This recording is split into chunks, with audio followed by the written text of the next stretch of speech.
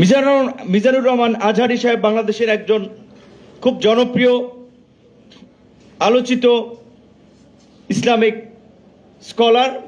তিনি রাজনৈতিকভাবে জামাত সমর্থন করেন, করতে পারেন, সেটি নিয়ে আমাদের দ্বিমত নাই। সামরিক বাহিনীকে পঙ্গু করার জন্য বিডিআর বিদ্রোহের নামে মেধাবী দক্ষ চৌখস সামরিক অফিসারদেরকে হত্যার মিশন বাস্তবায়ন করেছিল, আপনারা দেখেছেন। 2013 সালে এই শাপলা চত্বরে দল মত নির্বিশেষে সারা দেশ থেকে আগত আলেম ওলামাদের উপরে রাতের অন্ধকারে কি বিভীষিকাময় বর্বরোচিত হামলা চালিয়েছিল সেটি আপনারা দেখেছেন, এবং সেই ঘটনা নিয়ে সংসদ উল্লাস করে বলেছিল যে হুজুররা সাদা পাঞ্জাবিতে রং মেখে এসেছিল। এই সমস্ত কথা তো আপনারা শুনেছেন।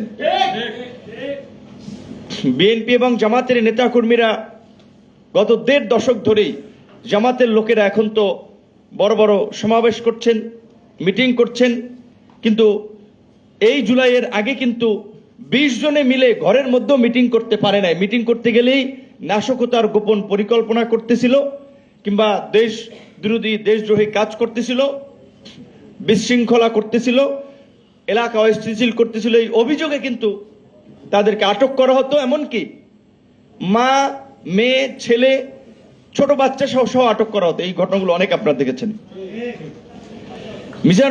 মিজানুর রহমান আজহারী সাহেব বাংলাদেশের একজন খুব জনপ্রিয় আলোচিত ইসলামিক স্কলার।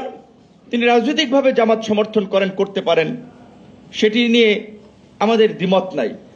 এই মিজানুর রহমান আজহারী সাহেবকে যখন দেশ থেকে গোয়েন্দা সংস্থা যেতে বাধ্য করেছিল, তখন কিন্তু আমরাই প্রতিবাদ করেছিলাম যে একজন উদীয়মান তরুণ আলেম যিনি ধর্মীয় দৃষ্টিকোণ থেকে আলাপ আলোচনা করে, মানুষকে হেদায়েতের পথে ডাকেন, মানুষকে সঠিক পথে আহ্বান করেন, তার রাজনৈতিক যদি মতাদর্শ থেকেও থাকে, সরকারের অধিকার নাই তাকে দেশ থেকে বিতাড়িত করার। আমরা কিন্তু কথা বলেছিলাম।